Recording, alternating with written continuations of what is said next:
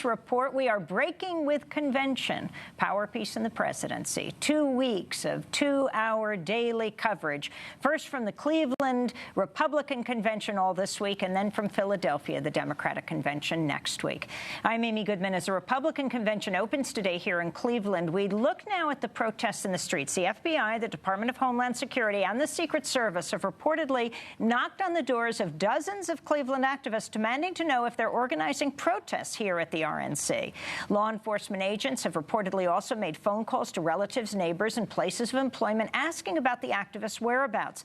Many of the activists say they have no involvement in the RNC protests and are being targeted for their prior work with the local chapter of Black Lives Matter and the Occupy Wall Street movement. Several activists say they believe they came on the radar of local law enforcement after attending a 2015 protest following the acquittal of Cleveland police officer Michael Borello for a fatal shooting of 2 armed African-Americans in their car, Timothy Russell and Melissa Williams. In a statement to the Cleveland Plain Dealer, FBI spokeswoman said agents were conducting community outreach as a part of their security planning for the RNC. However, activists say the visits are intimidating and designed to discourage people from engaging in lawful First Amendment activities, a claim supported by the Ohio chapters of the National Lawyers Guild, the ACLU, and the NAACP. Well, on Sunday, Democracy Now!'s Dina Guzder and Elizabeth Press spoke to activists who say they were targeted by the FBI. My name is Robin Adelman, and a few years back I was part of Occupy Cleveland doing activism, and most recently, a year ago, I was arrested downtown for protesting the Michael Borello verdict and was part of that activism. And then, so just recently, the FBI and the Cleveland detectives 2 weeks ago came to my apartment looking for information. They knocked on my door right when I was walking to open it to leave for work, and they had a clipboard with my mugshots on it because I've been arrested before, so I instantly saw that and thought that they were there for me. So I was instantly scared, and in my kind of like panicky feeling, I like invited them right in and stuff, and I was really cooperative. But they just didn't seem to, like, when I was telling them that I didn't really, they wanted information, like, what's going to happen? Do you know where there's going to be protests? Like, where's this going to be? Where's that going to be? And I honestly didn't know, so I was like, I don't know. My name is Samuel Carpenter. I work at the bookstore named Guide to Culture. We have a press, and we print books of poetry. We have a couple of novels, a magazine, and a creative journal. I've done work with Food on Bombs before in the past. It's a volunteer gig. You're giving people food that can't always get it.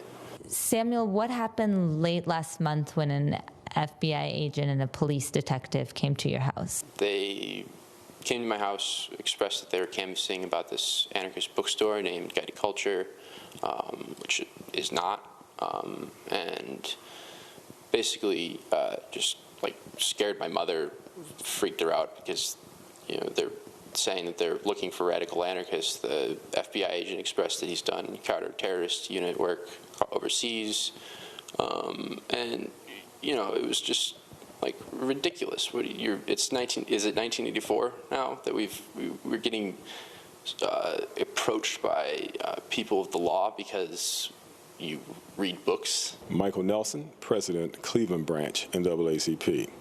I've been asked whether or not I believe police and other law enforcement are targeting Black Lives Matter and other activists.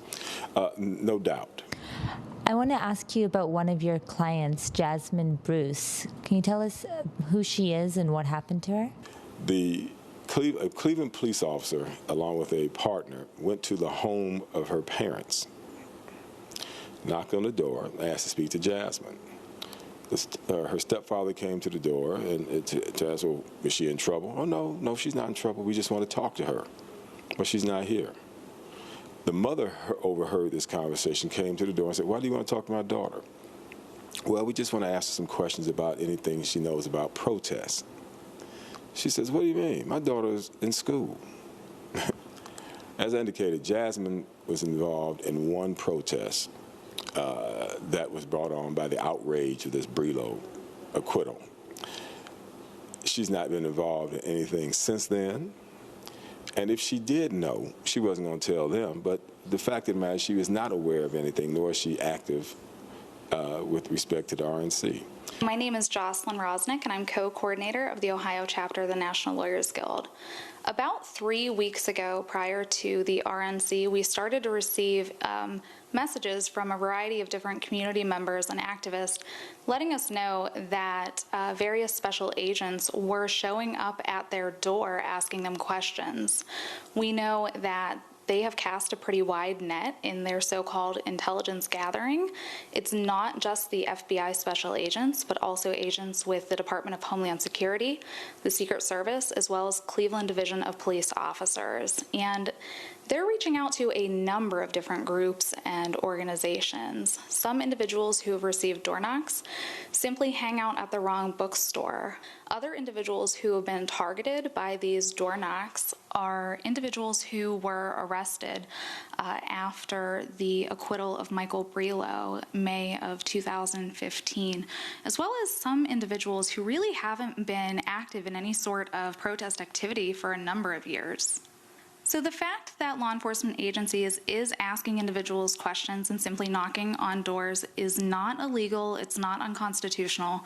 However, we are concerned that their intelligence gathering has crossed the line from asking questions and trying to gather information to intimidation and in some cases harassment, where they are repeatedly knocking on the same door very loud, very aggressively, as well as returning to the same home multiple days in a row.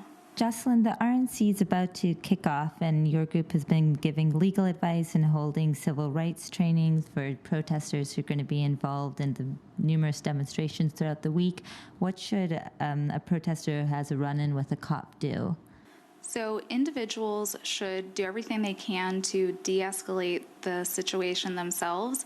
If they are stuck in a bad situation, if things have escalated and there might be a mass arrest and they're trapped and they cannot get out of that situation, then they should know to call the jail support hotline at 216-5050, 654, or NLG.